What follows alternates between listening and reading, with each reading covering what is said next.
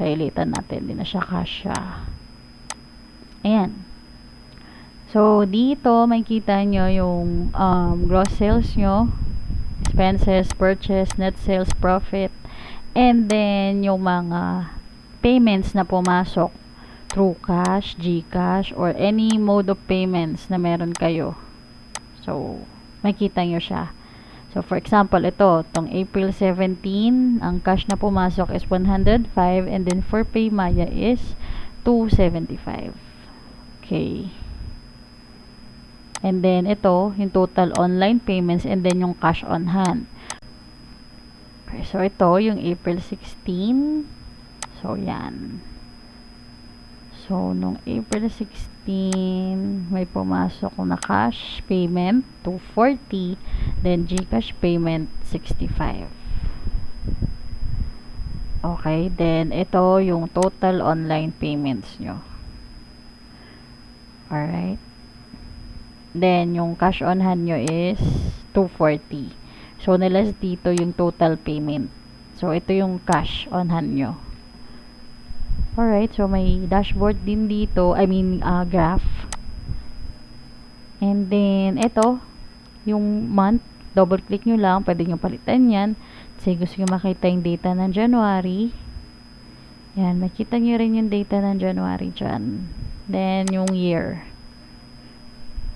Pwede nyo rin palitan if may mga years na na-input dyan. So, let's say nag-input din kayo ng 2023. So, lalabas din siya dyan. Okay, so let's proceed on, so balik ko sa April. Let's proceed on monthly sales. So, dito sa monthly sales, pwede nyo palitan yung year. Then, wala na rin kayong i-edit dito. Same with daily sales pala. Wala kayong edit dito. Wala kayong gagalawin dyan. Walang kailangan i-type. Hindi ma-manual type. May formula na po lahat yan. So, ang babaguhin nyo lang dito is yung drop down ng month and year. Ito rin. Year lang din. So, ito yung sales. Ito yung data nyo nung January. Gross sales, purchase, and expenses. Gross sales, sa sales yan, wala tayong data ng January. Same with purchase, April lang din. And then sa expenses, ang sample ata dito is January pa. Ayan. Okay. So, April. Ngayon, ang so, gross sales, 685. Okay, 685. So, ito yung gross sales. 685. Then, sa purchase din, purchase, di ko pala nalagyan. Wait, lagyan natin ng total amount sa purchase para madali nyong makita. Total.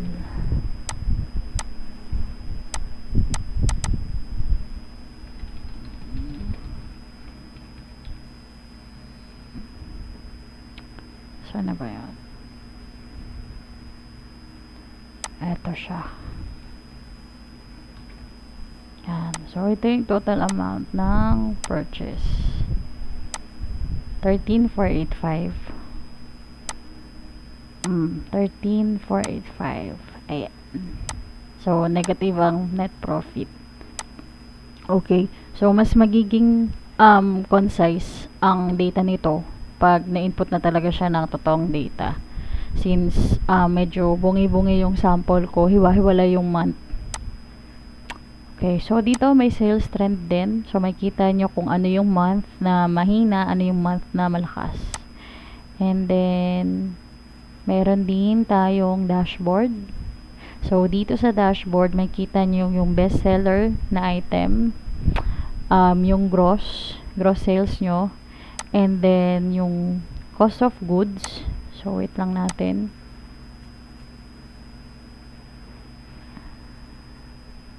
Ayan siya. So, yung cost of goods sold. So, baka malito kayo. Cost of goods sold and then yung profit. Okay. So, dito sa cost of goods sold, nakabase siya dito sa sales. Dito sa total cost. Dito siya nakabase. Okay.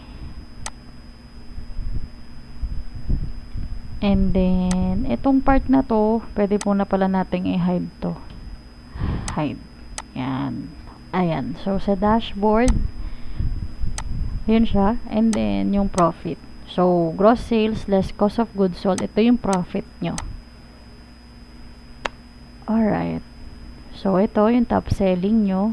As of now, si Classic Milk Tea with 7 cups. So, nakabase siya sa kung ilang cups, hindi sa amount.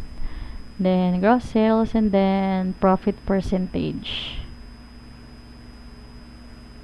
Okay, so as of now, si Classic Milk Tea, ang mataas ang profit, yung 16 ounce.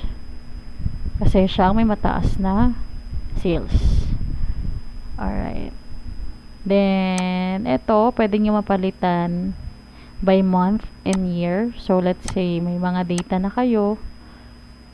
Kasi gusto nyo lang makita yung data ng January, clear nyo lang, then check nyo yung January, then okay. And if multiple datas naman, pwede naman, multiple month, April or January to April, check nyo lang yon, yung January, April, May, June, then okay nyo. Pwede yun. Clear nyo lang, then select all para mabalik sa dati. So, okay nyo lang yan. Then, dito pala sa dashboard, wala na kayong edit dyan. Ito lang yung gagalawin nyo. So, dapat, sa pagpalit nito, ito dapat yung all ang pipindutin. Yan siya. Ayun. So, ganun lang kadali gamitin yung food business all-in-one system. So, if you have questions, you can message our page, Ibis Inc. So, thank you so much for watching.